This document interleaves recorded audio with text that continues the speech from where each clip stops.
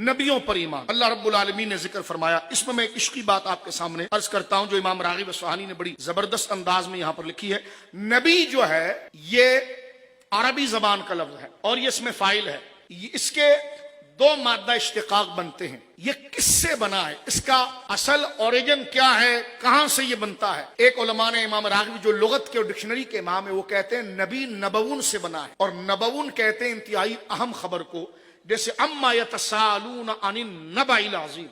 نبا کہتے ہیں غیب کی خبروں کو اور عظیم خبروں کو, اس سے یہ اس میں فاعل ہے. تو مانا ہوا کہ نبی کس کو کہتے ہیں؟ جو وہ عظمت والی, راز والی, غیب کی باتوں کی خبریں عطا فرماتا ہے. اور یہ ہے کہ نبی کا ایک مادہ اشتقاق جس سے یہ بنا ہے وہ نبوتن ہے, جس کا معنی رفعت اور بلندی کیا آتا ہے. نبا کا معنی غیبی خبریں, اس لیے اس کے ساتھ وہ عظیم کا لاحقہ وہاں آیا کہ اما یتساءلون عن النبأ العظیم. اور قرآن نے دوسری جگہ فرمایا ذالک من انباء الغیب نوحی الیک. حبیب یہ ساری غیب کی خبریں ہیں جو ہم آپ تک اتارتے ہیں. تو نبی اس کو کہتے ہیں جس پر غیب کی خبریں آتی ہیں اور نبی غیب کی خبریں بتاتا ہے. اب یہ کہنا کہ نبی کا غیب سے تعلق نہیں, تو پھر وہ نبی کیسے رہا؟ کہتے ہیں نبی کا غیب سے کیا تعلق؟ میں نے کہا نبی ہی کا غیب سے تعلق ہوتا ہے. وما کان اللہ لیطلعکم علی الغیب. اللہ کی یہ شان نہیں ہے کہ اپنے راز کی باتیں ہر ایرے غیرے کو بتائیں. ولکن اللہ یجتبی من رسل من یشاء. اللہ رب العالمین اپنے رسولوں میں جس پر راضی ہوتا ہے اس کو غیب بتاتا ہے, چن لیتا ہے. تو یہ آیت بتا رہی ہے آج کل تو دھرم شالہ بن گیا ہے کہ نبی کو غیب سے کیا خبر, اور یہاں قرآن کہہ رہا ہے نبی ہی کو خبر ہوتی ہے.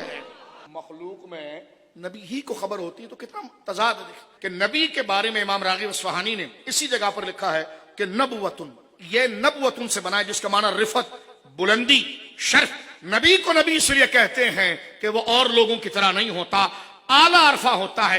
تو اب آپ دیکھیں بدعقیدہ کو دونوں جگہ غلطی لگی. ایک جو نبی کی معنویت تھی, نبی کی ضرورت تھی. نبی نبی ہوتا جب ہے جب اس کے پاس غیب ہو, اور نبی نبی ہوتا جب ہے جب وہ لوگوں سے مختلف ہو. اس نے دونوں میں عاری کر دیا کہ نہ اسے غیب آتا ہے اور وہ عام لوگوں کی طرح ہے. تو اب قیامت تک پڑھتے رہیے آمنت باللہ و ملائکتہ و کتبہ و رسلہ, لیکن جب اس کو اس تقاضے سے مانا ہی نہیں ہے, جب نبی کی جو بنیاد نبی ہونے کی وجہ ہے دونوں سے نبی کو خالی کر دیا, تو نبی نبی کیسے ہوا؟ تو شاندار اللہ کا احسان ان لوگوں پر ہوا کہ جو نبی کو نبی مانتے ہیں, ان کی ضرورت کے ساتھ کہ نبی کی ضرورت یہ ہے کہ وہ غیب جانتا ہو اور لوگوں کی طرح نہ ہو, بلکہ انسان نہیں انسان, وہ انسان ہے, بلکہ وہ شان و عظمت میں.